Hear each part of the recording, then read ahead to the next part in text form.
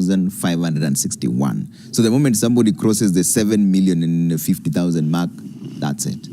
That's it. It's that simple. All right.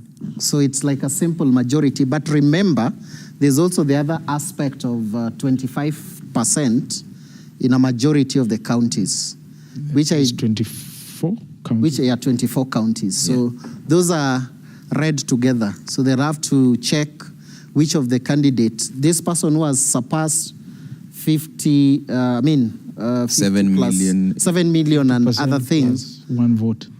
Would they have secured 25% of the vote cast in 24 counties? Yeah.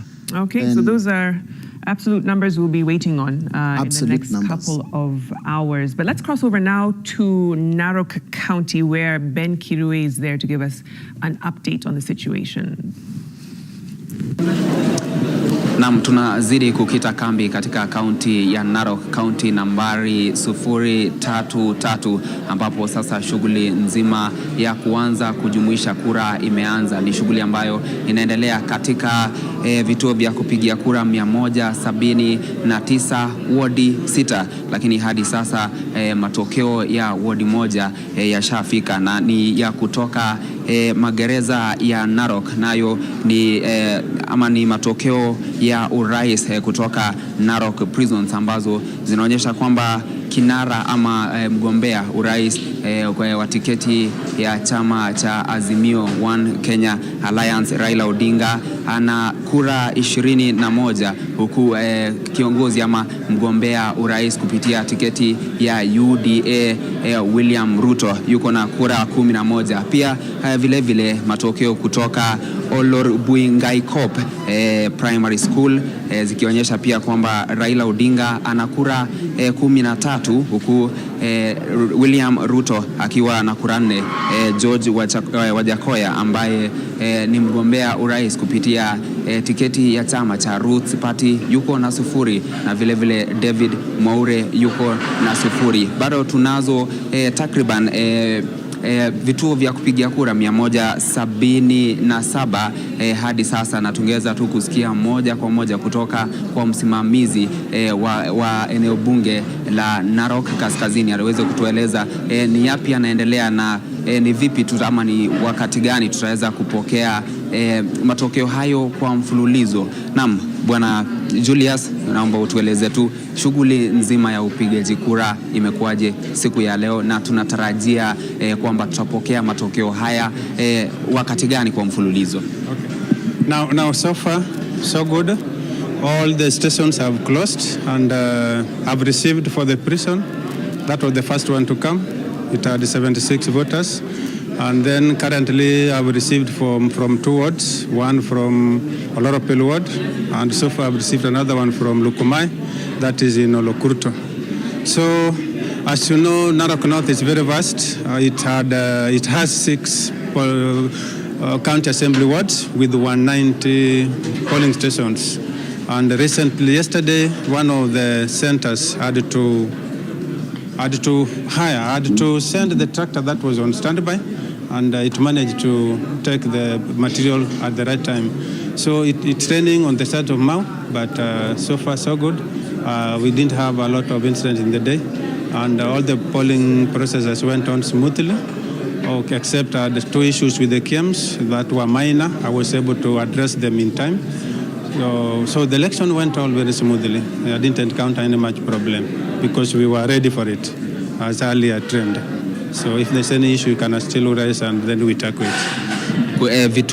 Vituo vya kupigia kura viliweza kufungwa saa 11 hadi sasa ni saa 6, na zile tu matokeo ambazo tumeweza kupokea ni kutoka kwa vile vituo vya kupigia kura ambavyo vina idadi ya chini ya wapiga kura. Je, tutaweza kupokea matokeo haya kwa mfululizo labda kuanzia saa ngapi? Okay, in the next 1 hour or 30 minutes, I'm sure all the results will be here because I'm able to access them from the back end. You can see the chief agents and most of the candidates are here. They are eagerly waiting for those results. So from the bank end, I'm able to access. I can see for the presidential, it's almost 70% have transmitted their image to the national returning officer. Yeah, so I'm sure in the next 1 hour, it will now flow continuously, yeah, without any hitches. Labda swali la mwisho kabla sija kuruhusu urejee kwenye kiti chako uendelee na shughuli nzima. Awali tuliweza kusikia labda visa vya uongaji wa wapiga kura, kwa mfano kituo cha kupigia kura cha Masikonde. Kulikuwa na visa kama hivyo kwamba kunao wale ambao walijaribu kuweza kuonga wapiga kura. Sijui kama ripoti yako kuhusiana na hilo ni gani? Okay, mostly during the day, I left the Tallying Center at around 6:30 to assess whether everything is okay in the field. I managed to traverse the whole of Narok Town ward because that is where the several streams, especially Masikonde, has 12 streams. Yeah, I went there. It was rumors because I went there with the security team, the surveillance team. And what I realized, the people who had voted, because it was an holiday, they had nowhere to go. So they were just handling around. So when the officers went there, they were all chased, and there was no much incident that was reported. Yeah, those were just rumors. Yeah, I realized it was just a rumor because I visited almost 90% of the polling stations within Narok Town, and went as far as Kisiriri in Oloropil and those sides to Siabei in Melili. Yes. Na kila laheri, najua imekuwa siku ndefu na pia uko na usiku mrefu, na kutakia kila laheri, tazidi kuwa pamoja. Naam, ni hayo umeweza kusikia kutoka kwa msimamizi wa IEBC ambaye anasimamia eneo bunge hili la Narok Kaskazini, na ameweza tu kusema kwamba ni shughuli ambayo imeanza kwa kasi ya chini, lakini kwa risali moja ambayo inakuja tutaweza kupata matokeo hayo kwa mfululizo. Ni shughuli ambayo inaendelea katika kila eneo bunge la kaunti hii ya Narok. Kumbuka kwamba tunazo maeneo bunge 6: Kilgoris, Emurua Dikir, Narok North, Narok West, Narok East na vile Narok South, na ni shughuli ambayo inaendelea. Kila eneo bunge lina kituo cha kujumuisha kura kutoka wadi zote za eneo bunge husika, na pia vile baada ya hapa wataweza basi shughuli nzima itapelekwa katika kituo cha kujumuisha kura za county. Narejesha kwako studio, tazidi kupiga kambi, tutaweza kuwajuza yatakayojiri na kadri yatakavyojiri. Kwako studio.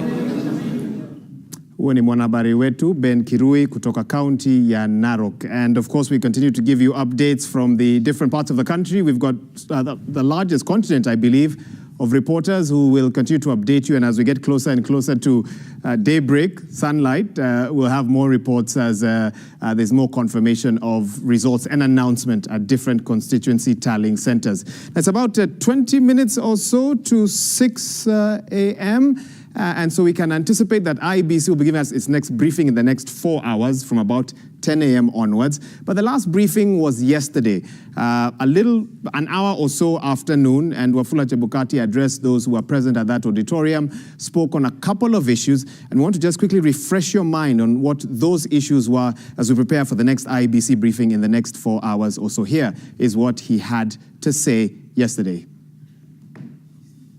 The Commission has gazetted the results transmission path in line with the law and the Supreme Court decision of 2017, and the law requires us to compare the images of Form 34A against the original Form 34As.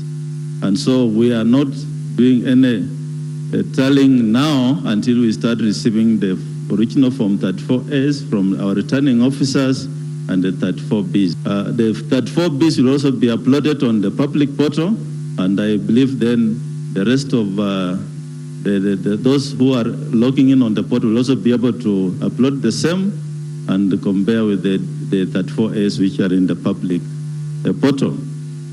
And as I said, the Commission has 7 days as per the Constitution to complete this exercise, but we shall undertake to finish it as soon as possible once all the returning officers bring the documents to the National Tallying Center.